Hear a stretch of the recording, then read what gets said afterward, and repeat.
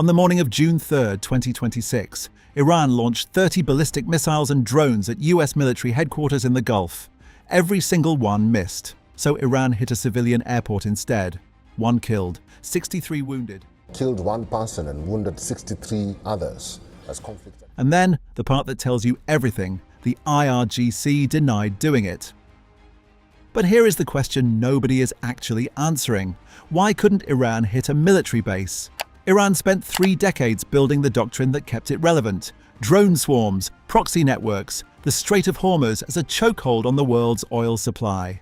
The force that was supposed to make the cost of fighting it too high for any superpower to keep paying.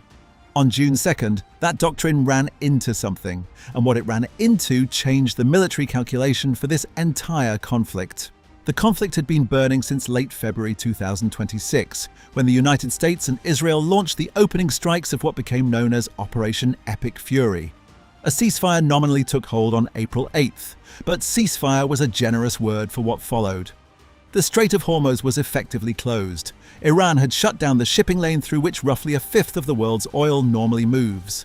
The US responded with a naval blockade of Iranian ports, enforced with kinetic force. By early June, US forces had disabled 6 vessels attempting to break that blockade. The method was consistent: a single Hellfire missile into the engine room. Not the hull, not the fuel tanks, the engine room. Each vessel disabled without being sunk. Surgical, deliberate, repeatable. At the center of all of this sat Qeshm Island.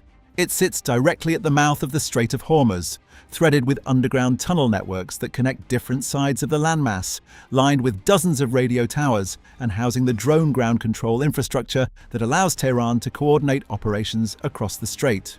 Military analysts had been calling it the IRGC's primary maritime denial hub for months, a fortified brain, not merely a garrison.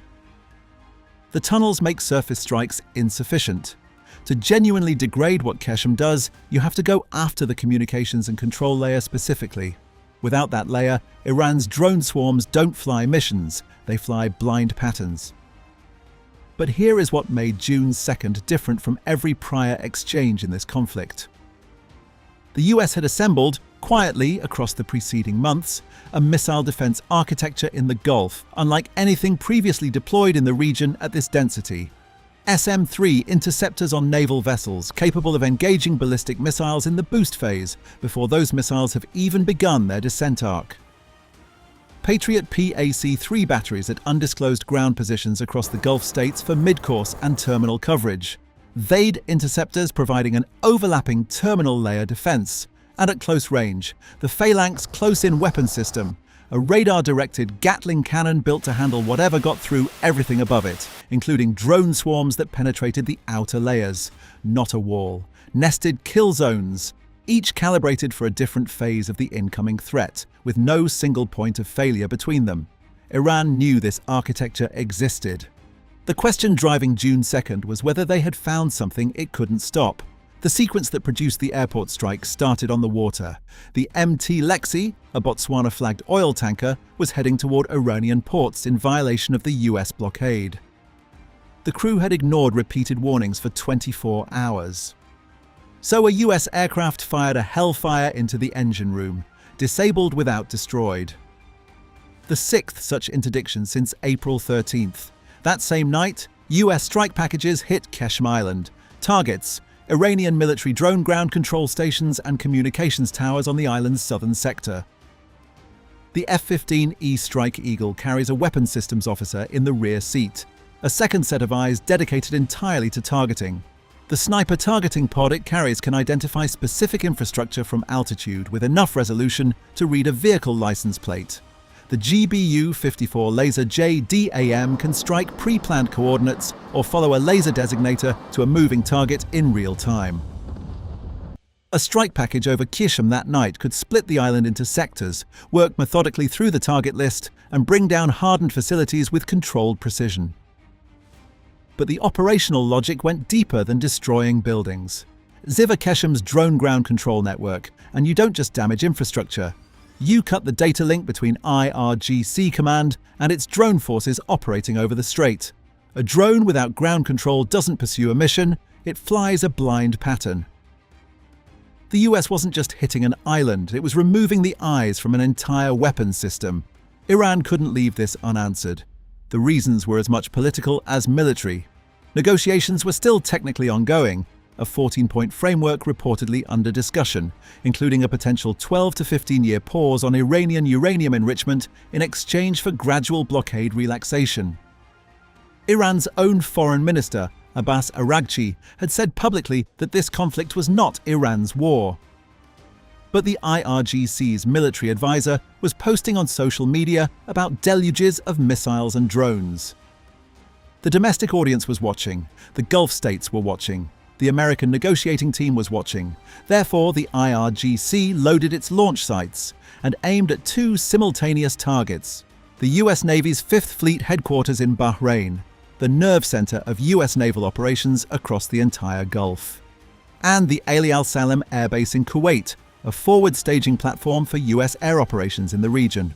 If either strike had connected, it would have been a genuine military achievement, something to point to, something to demonstrate that Iran could still reach the infrastructure of American power. CENTCOM posted one word: false. Neither base was hit.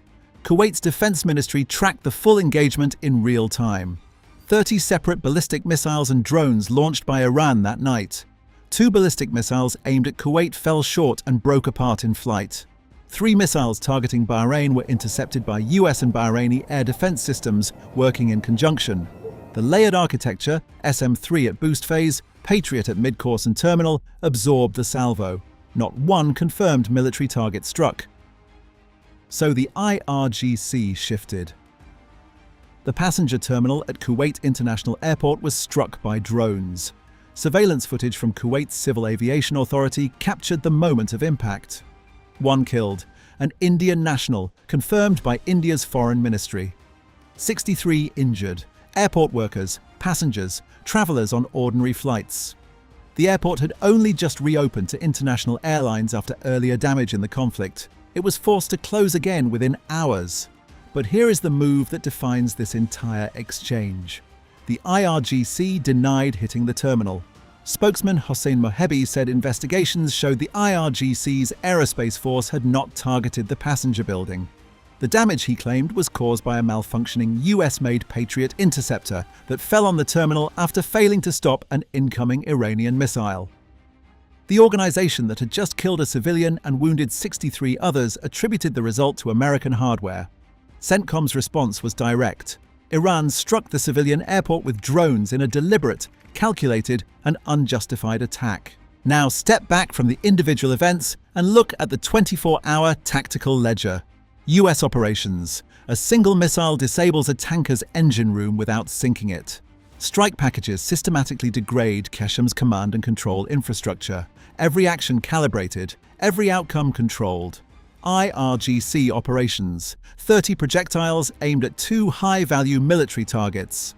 0 confirmed hits. 1 civilian terminal struck, followed by a public denial of the civilian hit. This is not just a tactical failure, it is a doctrinal one. The IRGC's deterrence strategy, what made it a serious regional force for decades, rests on the logic of asymmetric threat. The core idea, a sufficiently capable asymmetric actor can make a conventionally superior opponent's military dominance operationally irrelevant. Drone swarms, mine warfare, proxy networks, fast attack craft, the instruments of persistent harassment. The theory held that no missile defense architecture could intercept everything, and the things it missed would impose a political cost no American administration would keep paying. That logic is what made the IRGC dangerous to powers far larger than itself for 30 years. But every theory has a ceiling. The June 2026 exchange found it.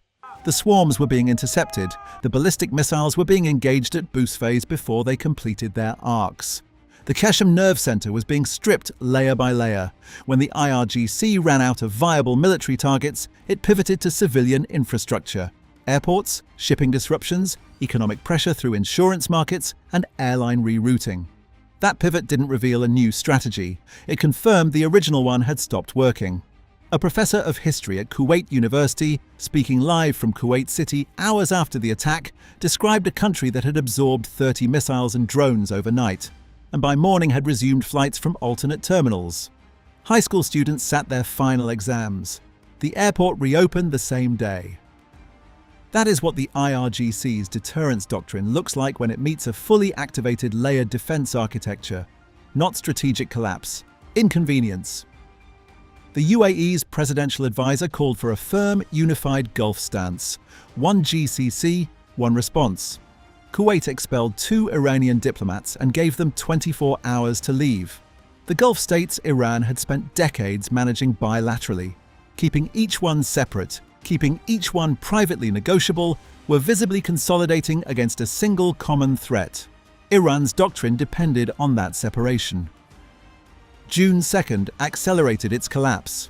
The question of whether the IRGC's asymmetric deterrence model can penetrate a fully activated, integrated US Gulf missile defense architecture was answered on June 2nd, 2026. Not in a simulation, not in a strategic think tank model, in real time over the skies of Kuwait and Bahrain. It can't. The missiles that fell short, the drones that were intercepted, the military bases that went undamaged, those weren't lucky outcomes. They were a system performing exactly as designed. The terminal was what happened next.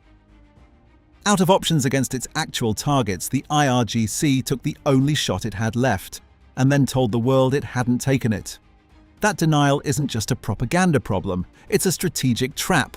A regime whose domestic legitimacy depends on demonstrating it can still reach its enemies, cannot absorb 30 projectiles that produce 0 confirmed military hits. But neither can it sign a peace framework that makes that failure official. Every attack that misses tightens the trap. Every denial that gets refuted in minutes narrows the exits further. The doctrine failed. The deterrence failed. The denial was the proof, and the trapdoor closes from the inside.